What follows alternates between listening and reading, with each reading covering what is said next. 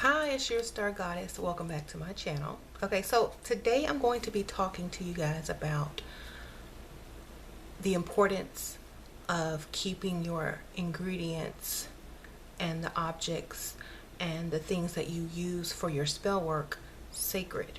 Okay, also I'm going to show you guys a few things and a few items that you need to put intention into before you use them. Okay. For example, a lot of people, when they come on YouTube and they find a spell video and they see someone doing magic and they see spells and ingredients, they just run out and go get the same stuff and then just throw it all in, a bowl or whatever, a cauldron together, and just think it's supposed to work like that. This is not like cooking chicken. You have to take your ingredients, your herbs, and you have to put intention into them. You have to put your energy into them of what you want them to do, what they're for. For example, basil. Basil can be used for so many different things. So you need to put your intention into the basil before you use it in your spell work. You have to understand what it's for. You have to sit there with it and feel what it's for. You have to match the vibration of the herb itself when you are putting it into the spell. That's why a lot of spells don't work for some people. A lot of oils don't come out good for people, and they don't work the way they should because you're not matching the vibration of the herb when you're doing the spell work. So if I'm going to use basil for love or money, let's say money. If I'm going to use basil for money, I need to match this vibration of this herb.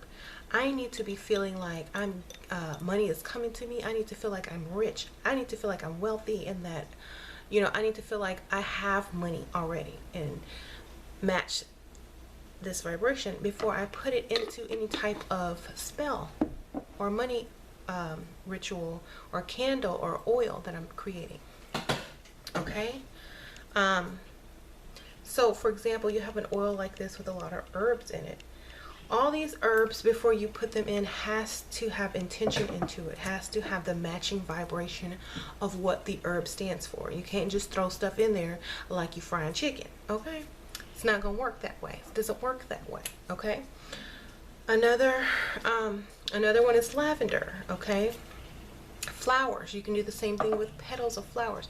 If you have like a dried rose, and before you put any of these petals into your spell work, you need to match the intention of love, or whatever you're trying to do with this rose petal. Love.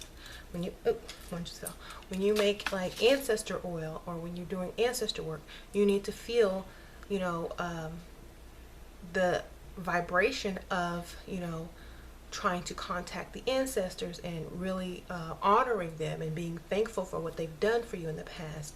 You have to match that vibration when you're putting those ingredients into this oil or into this incense or whatever you're making. Otherwise, it's not going to be as powerful. This is the difference between some oils and herbs and spells and stuff that witches do versus the other spells and oils that some witches do without much intention or matching the vibration of the actual ingredients, such as the herbs. And in many different parts of the world, herbs have different meanings. So if you're in China, basil might mean something totally different than it means in North America. Do you know what I mean? So you have to go and research as well. Like a lot of people, from around the globe watch YouTube, and they're not going to find the same meaning in their herbs. Sorry, you guys, someone opened the door. Then I would in a different part of the world. So if you go and research, okay, in my culture, in my, area, the vibration is different. So the herbs have different meanings. So maybe basil is for something else, and you might need to substitute an herb for, something that means money in your culture. Do you understand? You can't just... Now, if you move to North America, then you can work with basil the same way that North Americans work with it, because the vibration is different. Everybody feels like this is, related to money. More people believe that it's related to money. The vibration that it is related to money is higher here. You know what I mean? So that's what I have to say about the herbs, and also respecting the herbs. blessing the herbs, putting the intentions in your herbs before you work with them. You don't just take them out of the packaging from the store or wherever you bought them from and dump it in your spell and say, voila, it doesn't work that way. Okay. Everything is sacred. Everything has a vibration that has to be matched with yours so that you can send it up into the universe, so that you can send your magic up with it. Okay. These are also to help you match the vibration, the smells of it, the textures of it, the colors of it. You know, it's physical, it's magical, and it just needs to really be taken more seriously. And it's not like baking a cake or anything. You really need to put the intentions into your ingredients before you even start your spell work, because a lot of times, you know, anybody can follow directions, but they can't put that magic or that that extra vibration, or they can't put that intention into it like another person can, or they don't even try. So that is the difference between some people's magic and oils and stuff like that and other people's magic. Same with tea.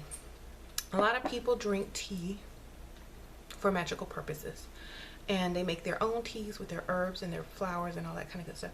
You're going to have to put all the intention and all that kind of stuff as you're preparing your tea. You put it in your tea leaves, your tea herbs. You need to put it in your water as you're, you know, boiling the water. You need to put it into your cup.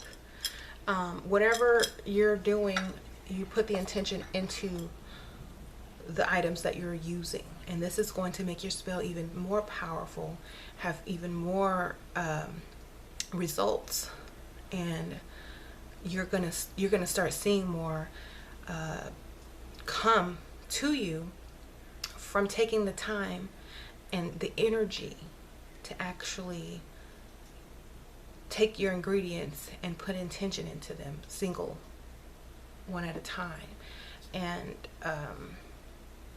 just the energy that you're pushing into them is going to make the spell work even better. So I hope this helps some of you guys, because I know a lot of people write me in the comments and in my email, and they're asking me, well, I did this, and that, and it's not working. You know, it's not like cooking, y'all.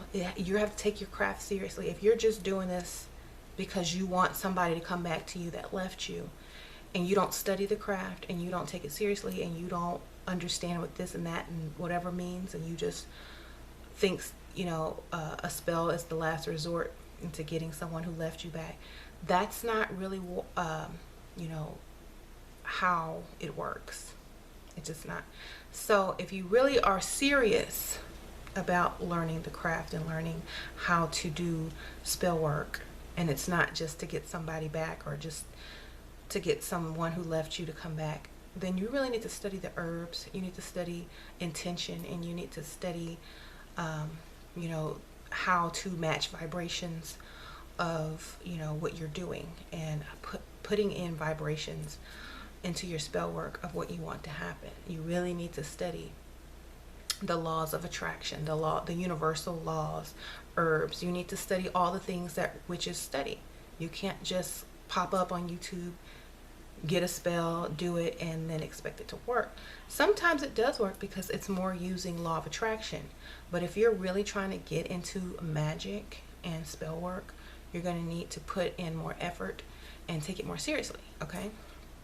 It's not a quick, easy fix to solve a problem if you don't even know what you're doing. Like, anybody can follow follow directions on a cake box, but it takes a special person to know how to make a cake from scratch, you guys, you know, and it come out tasting better than the box cake. Okay, so you need to really get close to your, you know, knowledge, to your craft, and study. Okay, I know a lot of people are in the age of technology, and they don't like reading books for some reason anymore. I don't know why. They don't like researching anymore.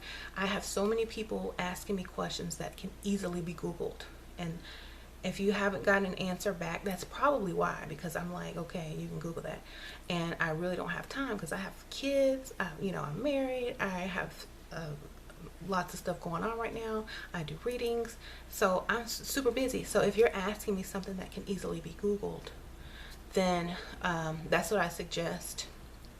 Or at, you know, researching it or thinking about it yourself and coming to a conclusion for yourself, because it's a personal path, you know. If you're just going to, you know, I say sometimes, like, a lot of people don't do the work, and that's why they will never get the results, because they don't do the work. It's like you go to school, you get homework, you don't do the homework, and then the next day you come in class and you ask someone else for the answers. But then when the test comes, you don't know what to do, because you don't have the answers, you didn't study, you didn't do the work, you don't have the knowledge. So you don't get to the next level, you don't get the results.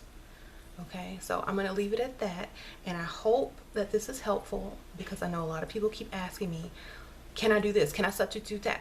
It's all in your intention, okay? If you want to do it, do it. You don't have to ask permission. You don't have to ask anybody, but you do need to do research, okay? If you have a question, Google it first. See what comes up, okay? Especially on herbs and spell work and techniques and witchcraft. If you Google something, most of the time you'll end up reading and researching and learning more than you ever could by asking someone else a question, okay? So that's why I always say it's better to research and learn on your own than to ask people for the answers, because the answers are not really within other people, it's really within you. Because after you find out and learn about a certain thing, you might not even want to do it anymore, you know? Or you might go another direction. You might say, well, you know what, maybe I'll do this instead. And it's all about learning. So any opportunity that you have to learn and to grow, you should take it. You know, hold back on asking questions and instead do research. This is going to help you become more powerful, more knowledgeable, and it's also going to help you grow, okay? I will see you guys on my next video, and thank you guys so much. If you're new, please subscribe, and I will see y'all later.